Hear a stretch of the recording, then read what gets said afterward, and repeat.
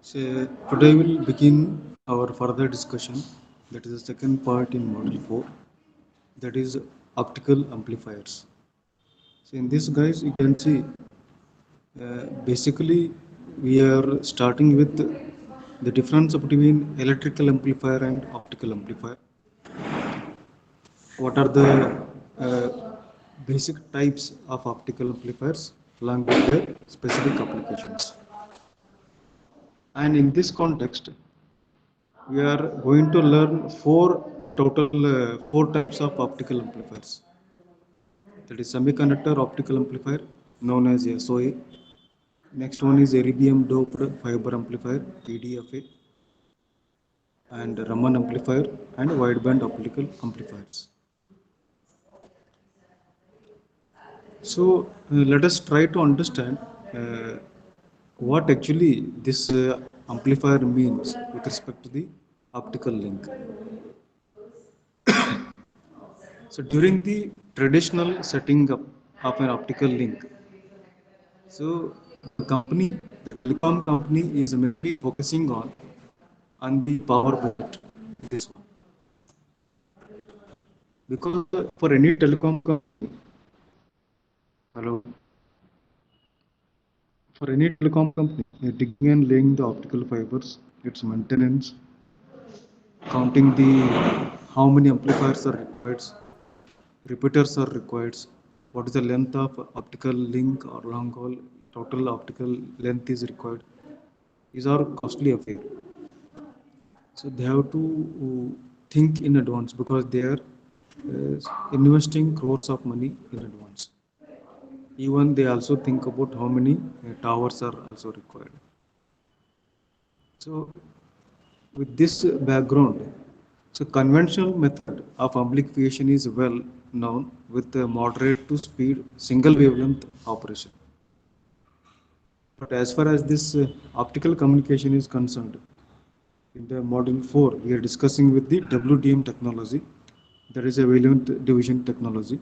So where we are dealing with multiple signals with the different wavelengths.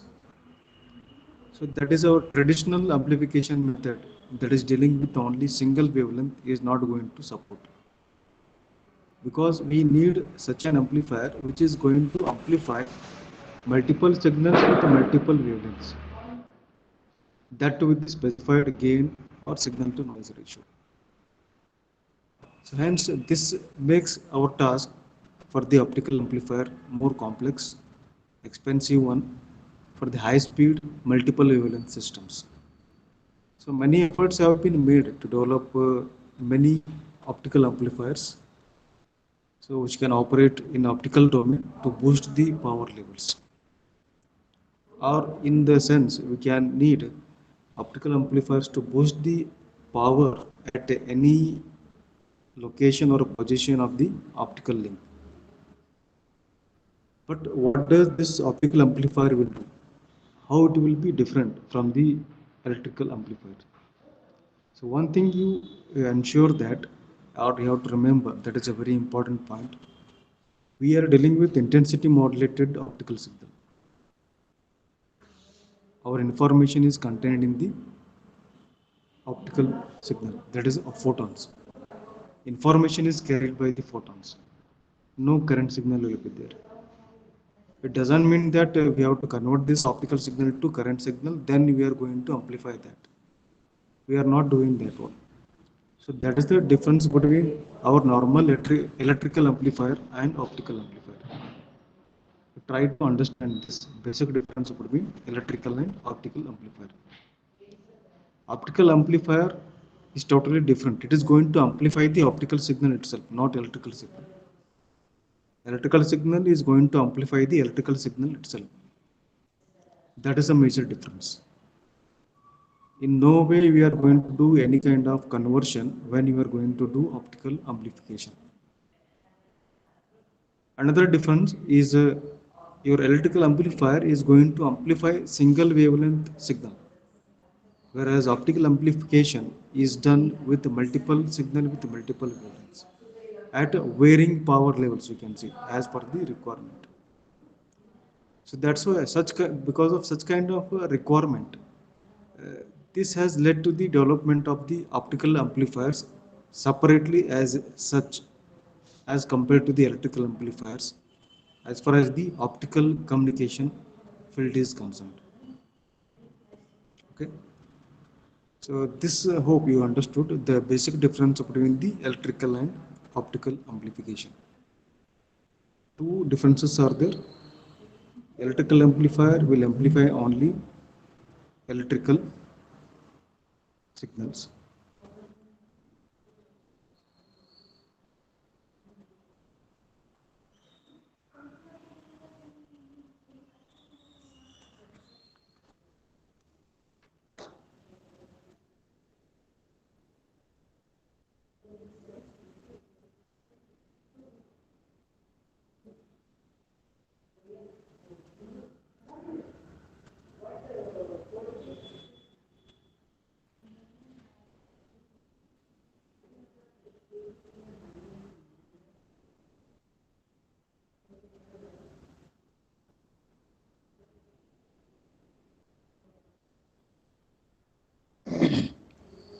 One minute.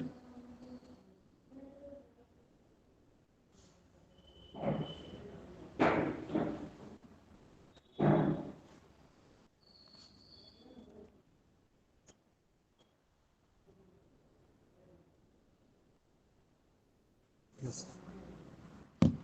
So that is the difference between we have observed between the electrical and optical amplifier. Electrical amplifier will amplify the electrical signal only, that too with single wavelength, single signal. Whereas optical amplifier is going to amplify the optical signal only, no any conversion from electrical to optical, or neither it is going to amplify the electrical signal directly as such. Moreover, it is going to amplify single or multiple wavelength, different multiple signals with a desired varying, we can say, power levels. It's going to boost three different signals with three different power level requirements.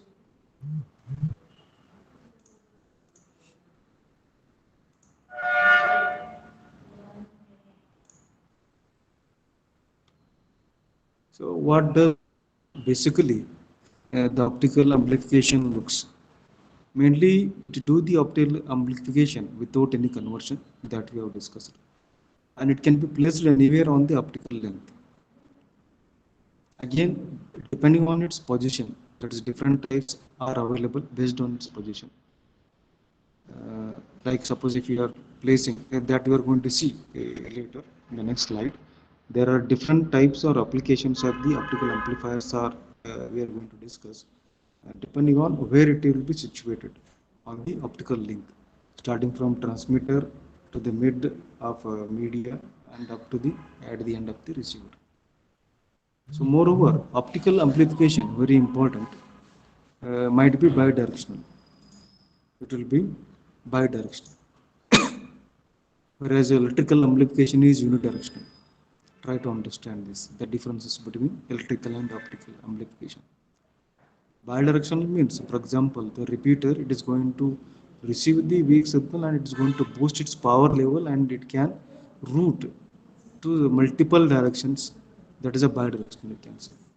Moreover, optical amplifier can also be used as a multiplexing device. So like that, this optical amplifier or amplification has diverse possibilities as compared to the electrical amplifier. It means that it accepts signals with the different wavelengths and do amplification with the diverse possibilities like bidirectional routing or multiplexing like that.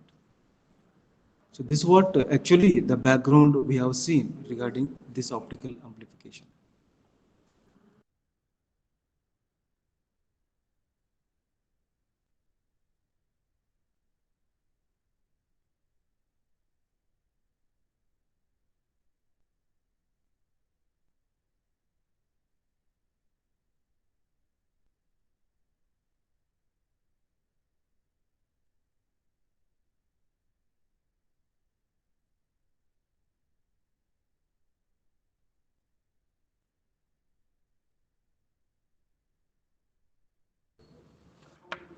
So next we can see, depending on the position, now we'll start looking into the different types available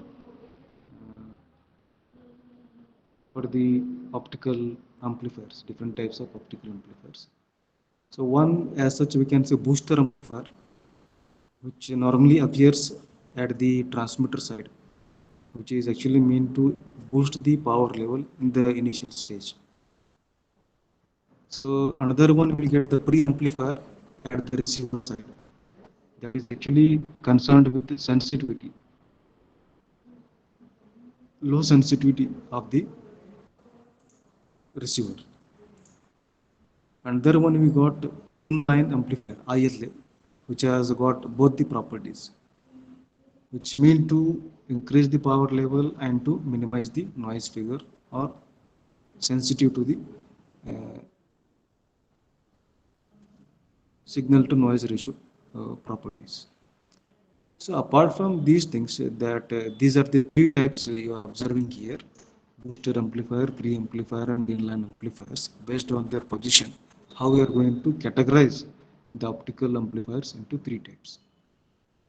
So depending on this, they have got their applications at their positions. Apart from this, the optical amplifier, besides they will be used on the optical link, they can also be used in switching fabric.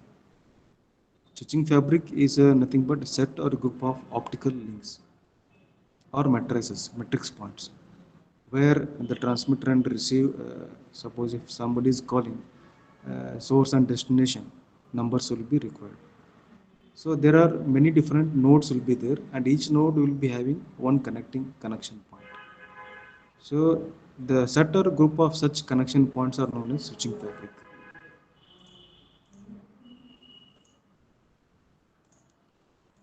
So this optical amplifier, besides it can be used as a bidirectional router or multiplexing on the optical link, can also be used in switching fabric.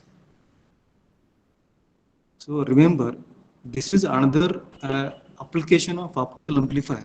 So don't think that optical amplifier means it can be used only concerned with the optical link. It can also be used in the switching fabric to compensate for the losses. Okay. Now we'll see the different types, these three types: booster, pre-amplifier, or inline amplifier, based on their positions. So you can see here, this is the diagram, what you are observing, basically.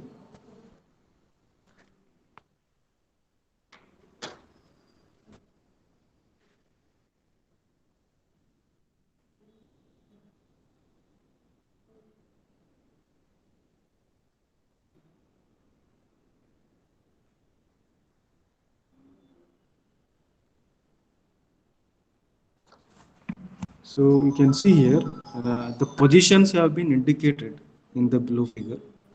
So where you can see the booster amplifier is placed, that is in the beginning of the transmitter side. Transmitter is indicated by TXA. Span 1 will be indicating the optical link length spanning between transmitter and booster amplifier G1.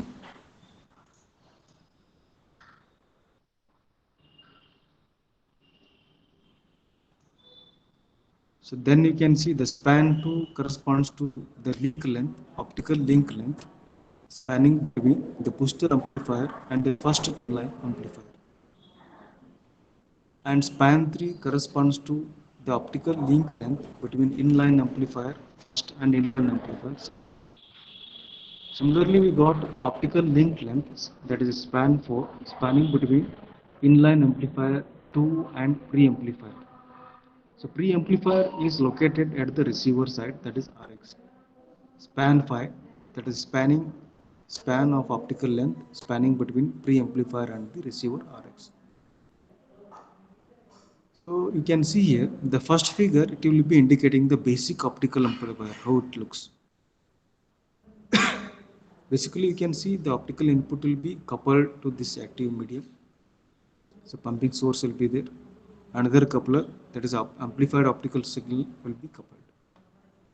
So again, the optical amplification can be done by two important phenomena. That is, one is known as stimulated emission, that is a laser, based on the laser activity or phenomenon. So another one is a population inversion. So these two phenomena are playing a very important role in the optical amplification process. So the whole this positioning of these different three types of the optical amplifiers, the booster amplifier you can see has been placed in the beginning transmitter. Inline amplifiers are used anywhere on the optical link, but spanning from transmitter, spanning between booster to preamplifier, and preamplifier will be placed at the receiver side. Now you can see here in this figure, the output of the transmitter is having the output of P out T. Okay. Now this will be given as input, that is Pn1 to this booster amplifier G1.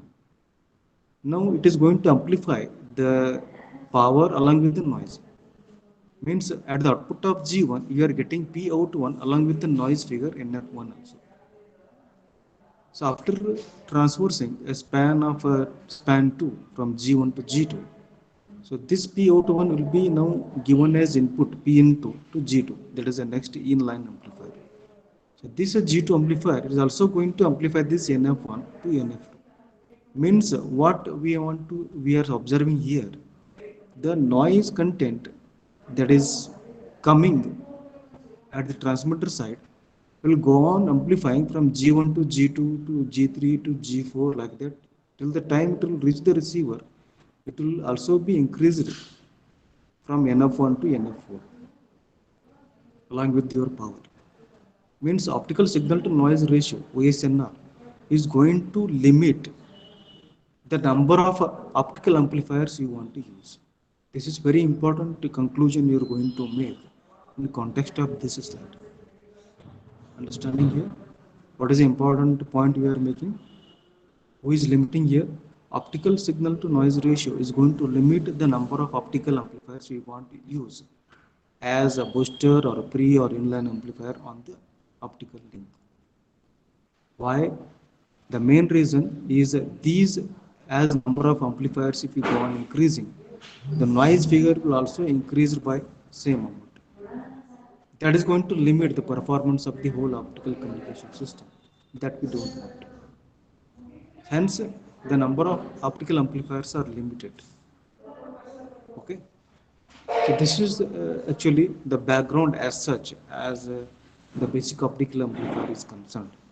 So in this context, what you have seen, how the basic optical amplifier looks with the typical block diagram, and the two phenomena which are actually involved in the basic optical amplifier operation.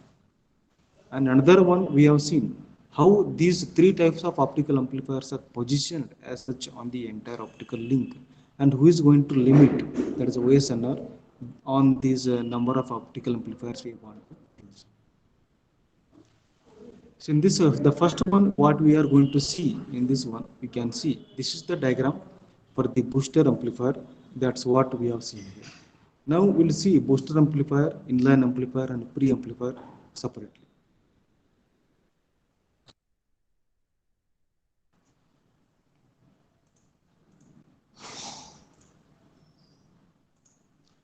So booster amplifier, you can see as such, it will be connected at the beginning or initial position of the transmitter. Suppose if the output power of the transmitter is P out T, let us assume it contains 23 decibels of the power. It will be given as P in 1 input power to this booster amplifier G1. So the main job of booster amplifier is to boost or increase the power level of this transmitting signal, so that we can see that it can travel longer distance without having any repeaters as such. So the main job of the booster amplifier here is to reduce the number of repeaters, because having the number of repeaters is a costly affair for any telecom company. So in that context, this booster amplifier will be useful to make this the optical link cost effective with a reduced number of repeaters. And moreover, the noise figure is also not much enhanced. It will be enhanced if you will be having more number of amplifiers. With only booster amplifier, we will not be having much noise figure problem, and moreover repeaters are there also reduced here. So the cost effective link will be developed. So two advantages we are getting with the help of this booster amplifier. So one thing, it is going to reduce the number of repeaters as such, that is a cost effective one, and second, it is economical one. And second one, as repeaters are reduced, optical amplifiers will be reduced, noise figure as such will also be very much reduced. So economical and noise figure will also be reduced with the help of this booster amplifier. So it is where it is placed. It is actually placed immediately after the transmitter to provide maximum output power. So and is used to amplify the signal channels existing the transmitter to the level required for launching into the fiber link. So booster is not always required in single channel, but also be used in WDM link. That's what we are observing. So where multiplexing concept will be used. SOA and EDWAs means semiconductor optical amplifiers are erbium doped wavelength amplifiers can be directly integrated with the laser transmitter with the adoption of this booster amplifier. So in booster amplifier, an amplifier will be having high saturation power with a moderate gain and noise figure. That's what we have discussed. We are able to achieve high saturation power with a moderate gain and noise figure. Moderate means average, not too high or not too low. It is because the repeaters or amplifiers are very much reduced. And noise figure, because of having only one booster amplifier, is very much reduced. So EDFAS, that is erbium doped fiber optical amplifiers, provides high saturation power outputs than SOAs and EDWAs. EDWAs means it is erbium doped wavelength amplifiers. EDFA means erbium doped fiber optical amplifiers. So EDFAs are more advantages as compared to EDWAs or SOAs as far as the higher output powers are concerned, as far as if you are using booster amplification. So typical power outputs that we are getting from EDFAs are normally in the ranging from 16 to 24 decibels. Decibel millimeter. dBm means decibel with respect to, that is measured with respect to milliwatt as a reference, not zero as a reference. As such, you can see the two power levels which are actually provided by the booster amplifier are linear and non-linear. The first one is a linear operation, that is where the stage, the output of the amplifier is proportional to the input. This is linear portion. Second is in saturation level, that the amplifier does not amplify the input signal as per the required gain, and at this stage it becomes parallel to the input power line. So one is a linear, so second one is a parallel line where amplifier operation is malfunctioning. So this much you have to tell regarding this booster amplifier. So remember the key points here. So booster amplifier it is used. What are its two advantages? Means it is going to reduce the number of repeaters or amplifiers you are using on the optical link, thereby reducing the noise figure, and also it is economical. It is more economical and providing more boosting power with the EDFAs compared to SOAs and EDWAs in the range from 16 to 24 decibel millimeter milliwatts. And as such, the boost amplifier characteristics, if you see, it is going to operate in two modes, linear and saturation mode. In saturation mode, it will stop doing the amplification. And as such, it will not be having repeaters here. With the booster amplifier like EDFAS, it is providing the good boosting from 16 to 24 dBm, but it cannot longer distance.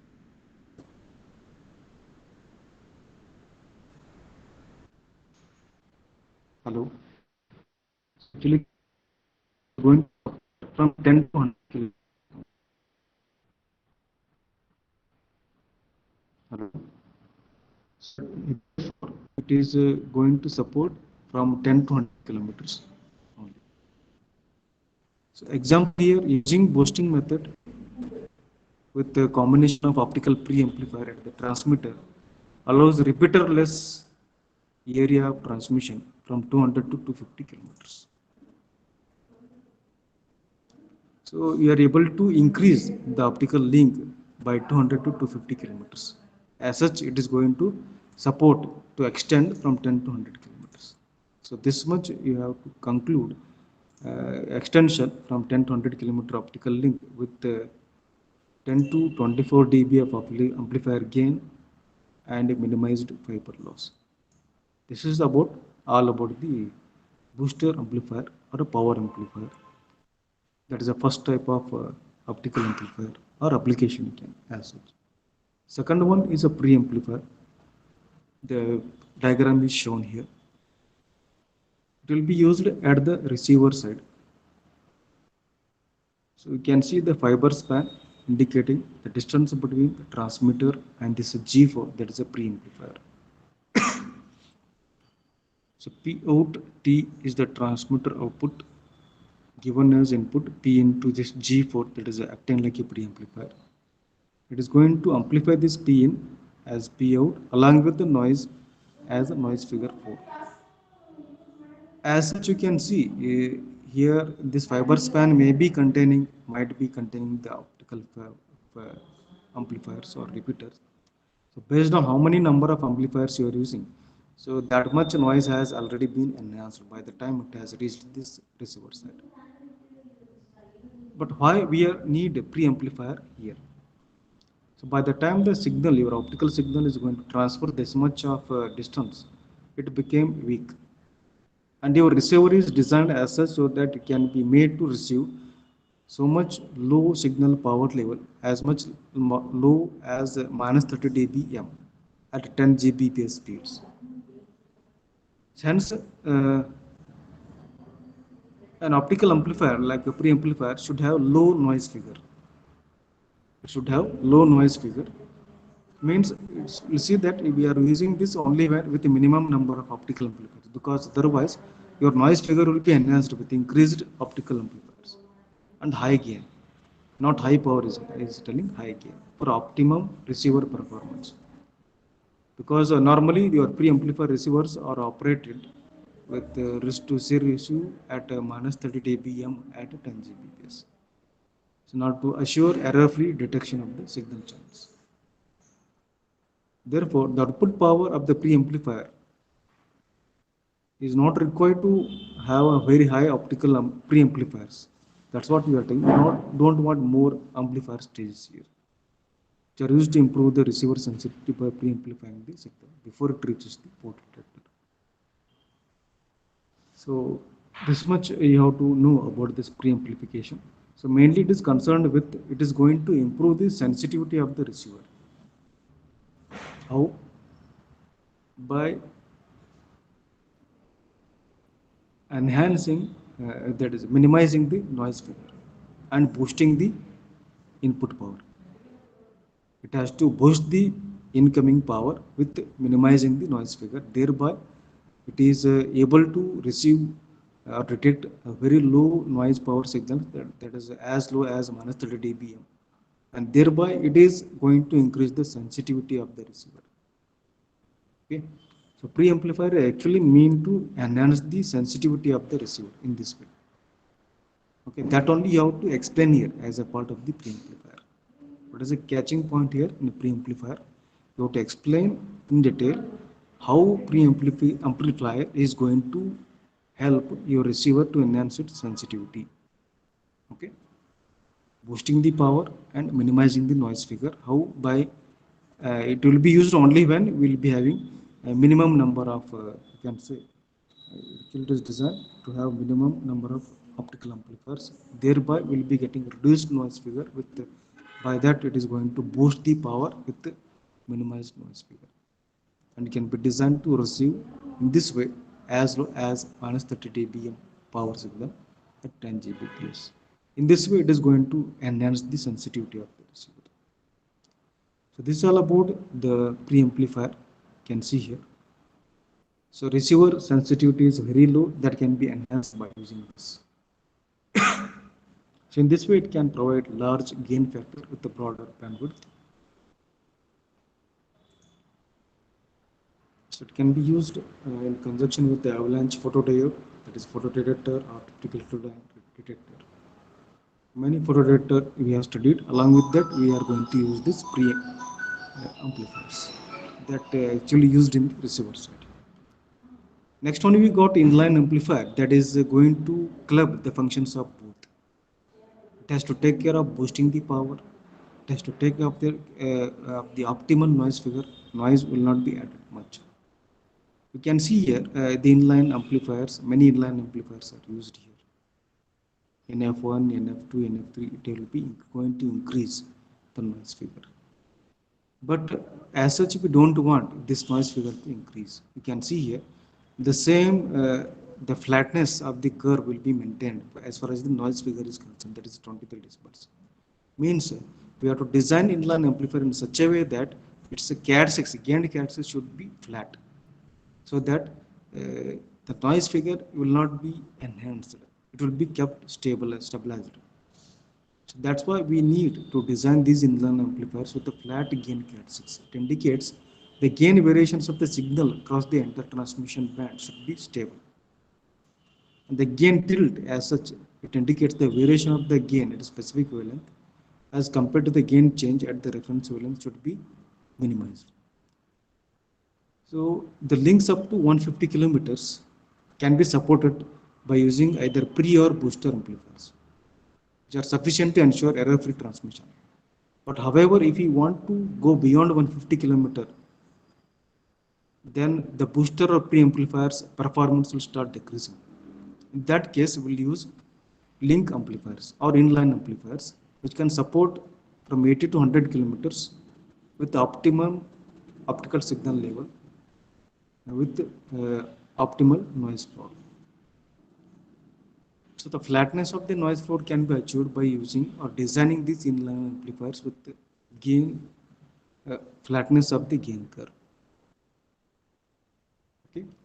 So this is all about the three types of the optical amplifiers basically, which are used at different positions: booster amplifier at the transmitter side, pre-amplifier at the receiver side, and inline amplifiers in between them.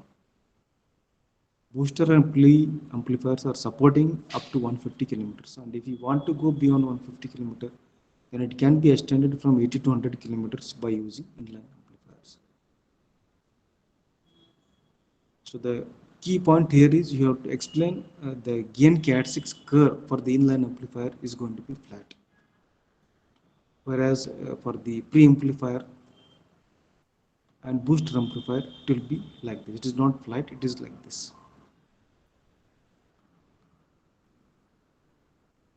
So this is inline amplifier, how it looks. It is going to amplify, it is acting like a repeater. It is going to amplify the signal at every stage of the optical link. It helps to extend your optical link from 80 to 100 kilometers here with the minimized noise figure. That is very important. So another one, the booster, another category of booster amplifier, what we are observing is that is known as a can see here LAN booster amplifier. It will be used at the receiver. Along with the booster, you are going to use star coupler. It is going to similar to the booster amplifier that we are using at the receiver side along with the star coupler. We know the star coupler, it is going to act like a demultiplexer.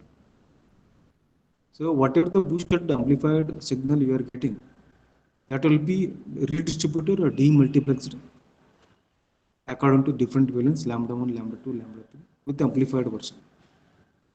Means your booster amplifier along with the star coupler is useful in reducing the coupler insertion loss, because many passive and active components will be coupled here. Because of that, we will be having coupler or insertion loss and power splitting loss will be there. So those losses can be minimized by using this LAN booster amplifier, which can be used along with the star coupler. Okay. This is one extended version of this booster amplifier. As such, you have to included when you are going to explain about these three types of the optical amplifiers or applications of the general applications of the optical amplifiers, one of the same.